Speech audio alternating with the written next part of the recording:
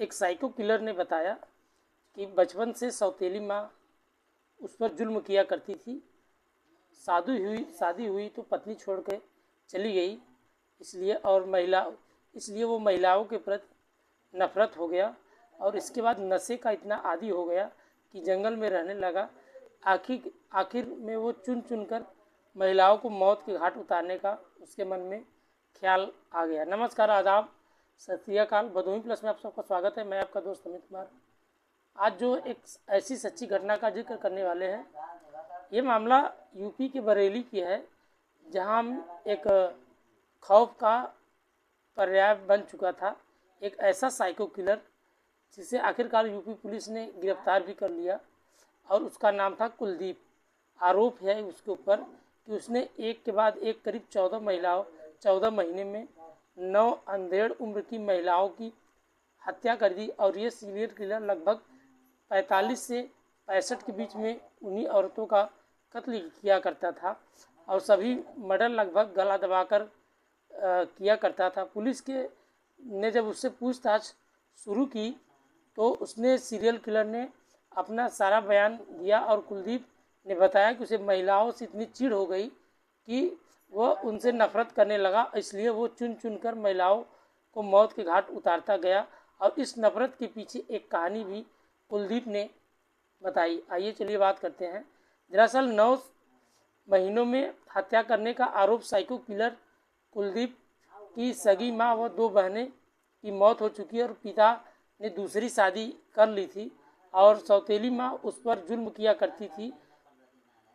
जब वह कुलदीप की शादी हुई तो उस समय उसकी पत्नी उसे छोड़कर चली गई और इन सब घटनाओं ने उसको दिल और दिमाग में इतना नफरत पैदा कर दिया महिलाओं के प्रति कि वो कुछ दिन तो शांत रहा, लेकिन बाद में उसने एक एक करके सबको मौत के घाट उतारता चला गया और इस हत्या करने लगा। और कुलदीप ने बरेली पुलिस को अपने एक बयान में बताया कि पिता बाबूराम ने उसकी मां को जीवित रहते हुए दूसरी शादी कर ली।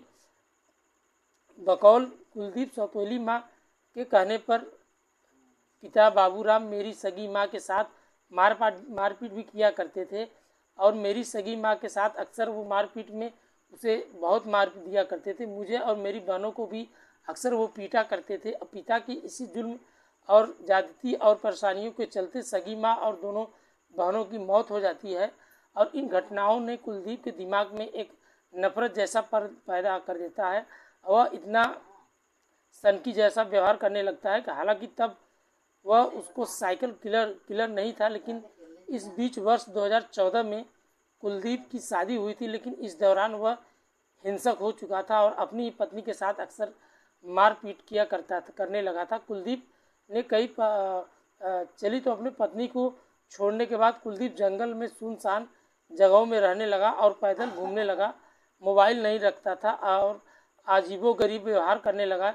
इसकी फितरती बन गई और वह नशे का इतना आदी हो गया था कि समाज से दूर रहने के दौरान उसके दिमाग में एक सीरियल किलिंग भी आ जाता था, ख्याल आता था। इसके बाद उसने लगभग 45 से 55 के साल के बीच अधेड़ महिलाओं को अपना निशाना बनाकर शुरू किया और पहले उन महिलाओं को रेगी करता था। जब वह संतुष्ट हो जाती थी तो महिलाओं को अकेली तब उसे खेत में खींच कर ले जाता था और साड़ी और दुपट्टे से खींच कर उनका गला दबा देता था।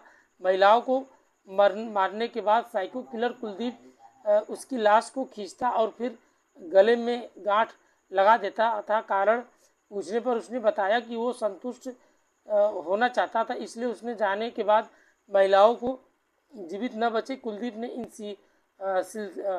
जो सिलसिले थे, इन तरीकों की इसी पैटर्न में लगभग 6 हत्याएं करने का स्वीकार किया।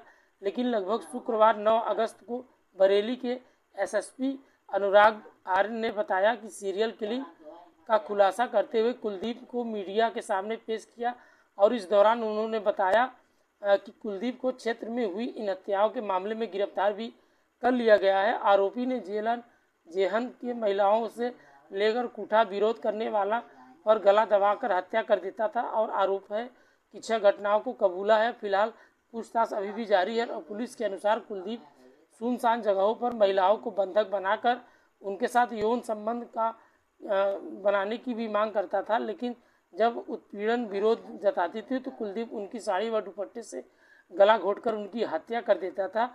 हत्या के बाद वह मृतका का एक सामान निशानी के तौर पर अपने पास अक्सर रख लेता था, जैसे कि हिंसा प्लास्टिक या बिंदिया या जैसे उनका आधार कार्ड।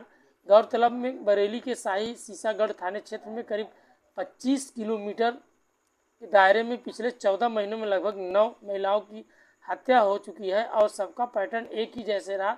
इन सब घटनाओं का बाद पुलिस को स्केच भी जारी किया।